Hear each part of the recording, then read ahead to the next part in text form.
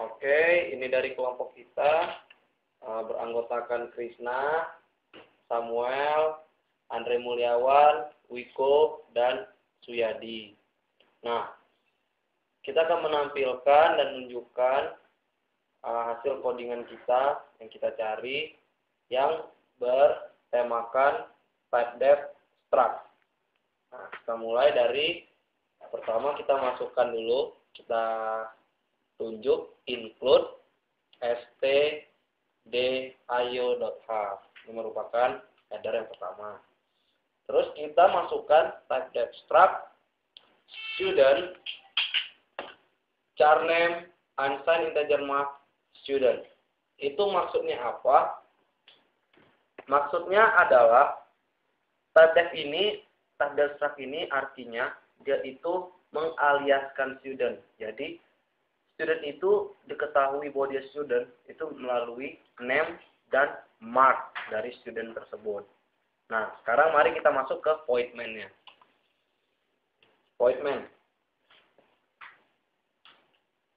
Nah, void main, di dalam void main kita mengdeklar integer const integer a sama dengan 3. Maksudnya sama dengan 3, data itu akan diulang 3 kali. Dan a sama dengan 3 itu berfungsi sebagai penampung. Maka kita akan buat student list dalam kurung a. Dan dia akan menunjukkan kepada a. Nah, setelah itu kita masuk ke void print list. Void print list student list array terus integer a. Nah, dari void print ini dia akan nge-print daftar student list itu yang telah di-set, yang akan di-set di penampung a. Sama seperti dengan void read list student list integer a. Nah, perhitungannya seperti ini. Void read list student list integer a itu kita akan memanggil read list ini dengan cara seperti kita masukin di dalam void read list student list integer a ini adalah printf please enter the student information. Nah, kita ulang melalui pengulangan for integer i sama dengan 0, i lebih kecil dari a tadi adalah sama dengan 3, i plus plus. Print name scan nilai itu ya, scan dari mark itu, dan list array i dot name. Nah, maksud dari dan list array i dot name itu artinya adalah dia itu mengembalikan nilai, menempatkan nilai itu ke dalam type-def struct name dari student. Jadi ketika kita masukin, berarti dia udah mengenal bahwa name itu adalah bagian dari struct dari type-def-nya struct dari student. Terus kita printf mark dan list i dan mark. Nah, itu dia pada scanf berarti dia mengembalikan nilai ke mark dari student. Nah, begitulah sirkulasi dari type-def struct. Jadi setelah kita mengaliaskan nama, kita panggil dan mengembalikan nama itu ke dalam student. Jadi student itu dikenal. Di type-def struct student itu diketahui. Untuk hasil akhirnya, untuk menampilkan semua data yang telah dikembalikan nilainya ke student, sekarang kita ke void print list student list array, integer a.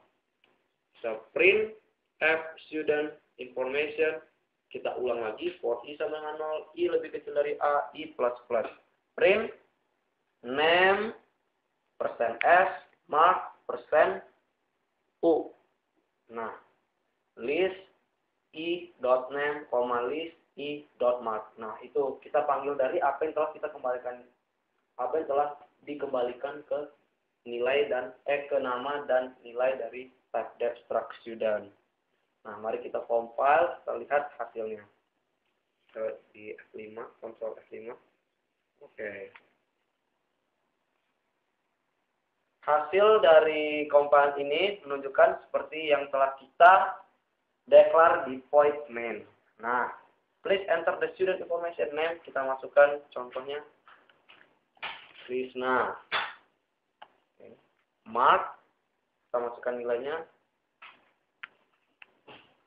Oke, kita enter lagi, kita masukkan namanya sampai 3 kali.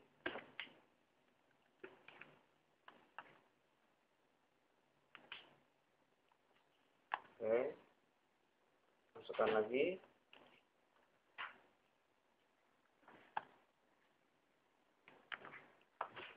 Oke, nah inilah fungsi dari void print itu. Dia memanggil semua data yang telah dipanggil dalam type def struct tadi. Name Krishna mark 10. Name Andre mark 10. Name Wiko mark 10. Jadi ketika dia udah membaca apa yang telah dikembalikan nilai ke type get struct student, dia akan mengprint hasilnya sesuai dengan codingan yang telah kita buat tadi. Kita memanggil melalui nama, koma, dan mark. Nah, inilah hasil dari kelompok kita, dari cara pengerjaan dan mengompil